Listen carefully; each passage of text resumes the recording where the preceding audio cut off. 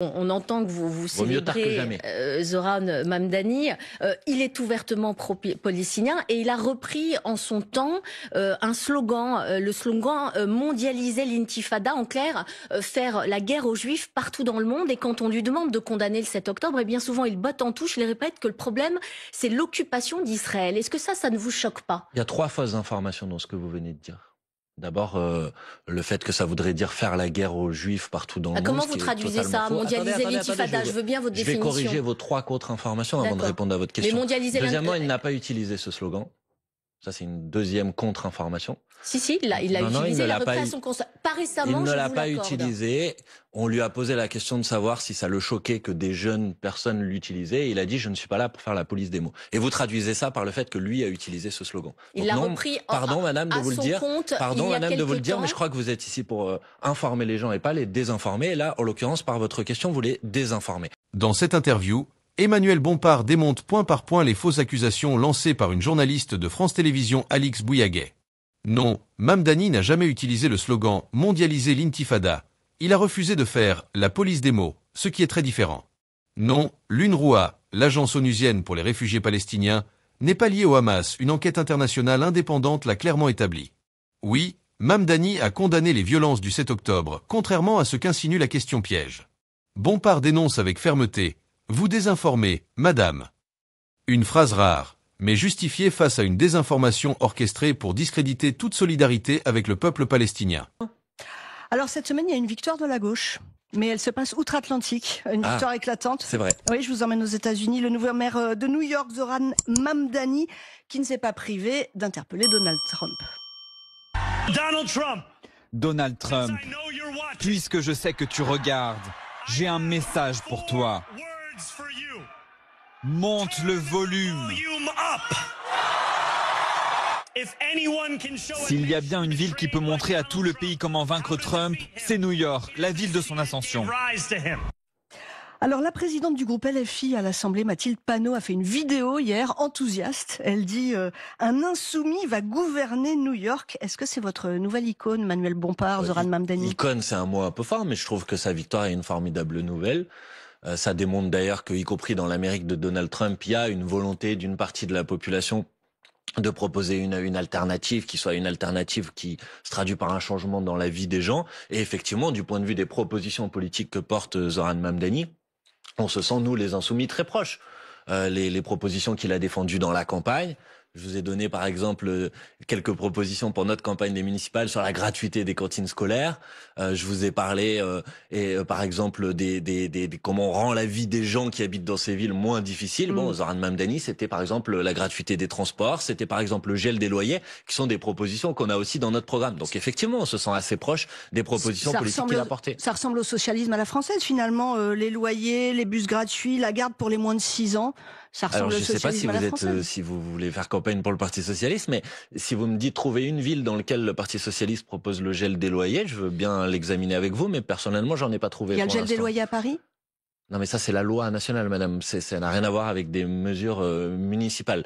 Donc, pardon, si le Parti Socialiste, maintenant, veut se prétendre porteur des aspirations de Zoran Mamdani, honnêtement, jusque-là, j'avais pas compris que c'était leur candidat. Il y a deux formes de gauche aux États-Unis. Il y a une autre gauche en Virginie, n'est-ce pas? Une autre forme. La candidature, plus centriste. Vous pouvez essayer de faire apparaître des choses sur de nier la réalité, mais la proposition politique de Zoran Mamdani, je crois qu'elle est assez proche de celle que l'on défend et je trouve ça très bien. Et d'ailleurs, on l'a soutenu depuis le premier jour.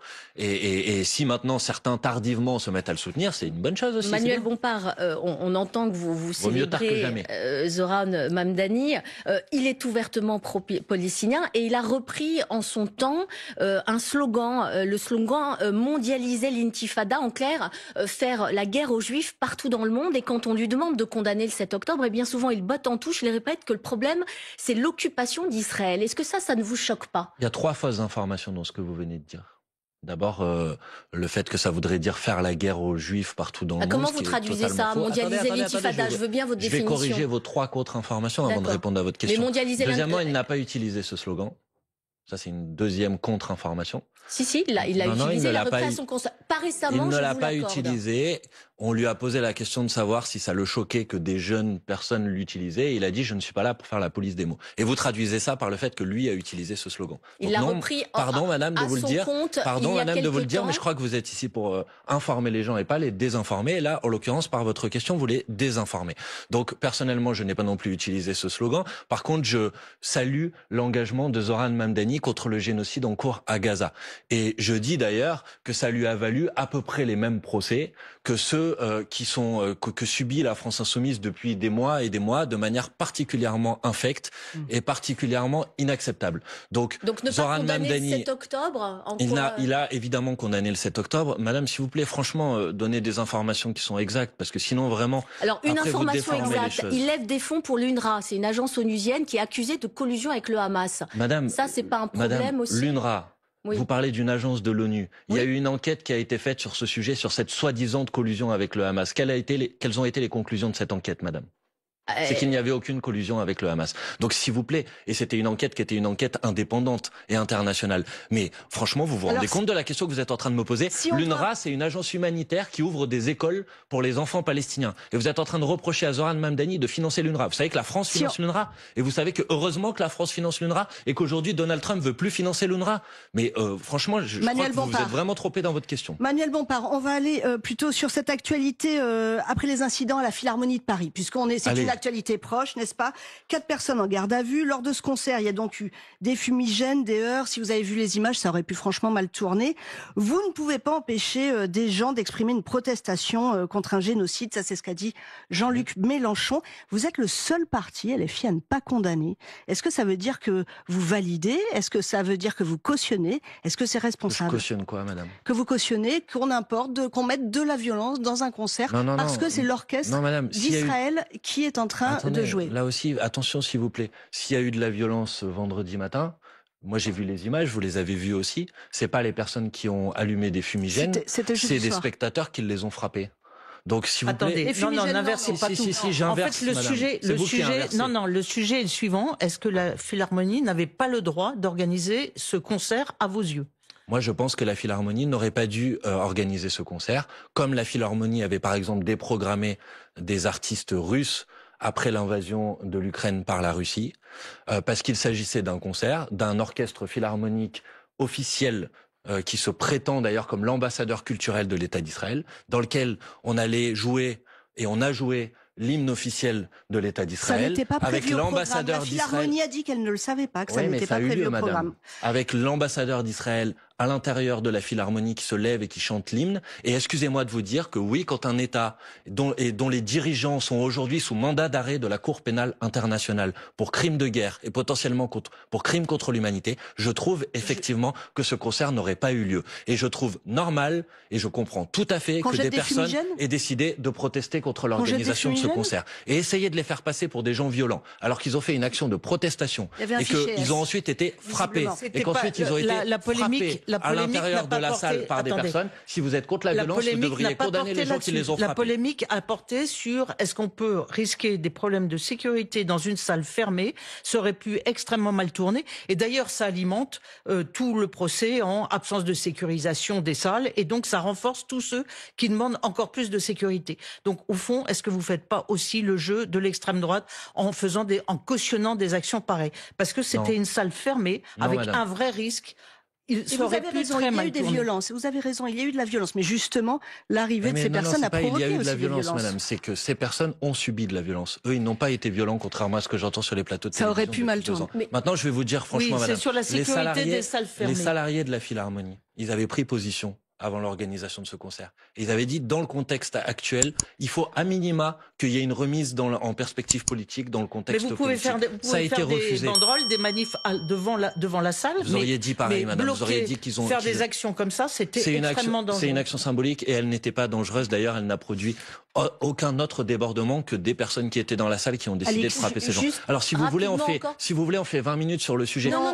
Mais il n'y aura jamais dans ma bouche aucun mot de condamnation pour des gens qui font des actions pacifiques pour dénoncer un génocide. Et ce qui devrait vous choquer, c'est pas que des gens aient allumé 3 fumigènes dans une salle, c'est qu'il y a eu 250 Palestiniens qui sont morts depuis que le cessez-le-feu a soi-disant été signé à Gaza.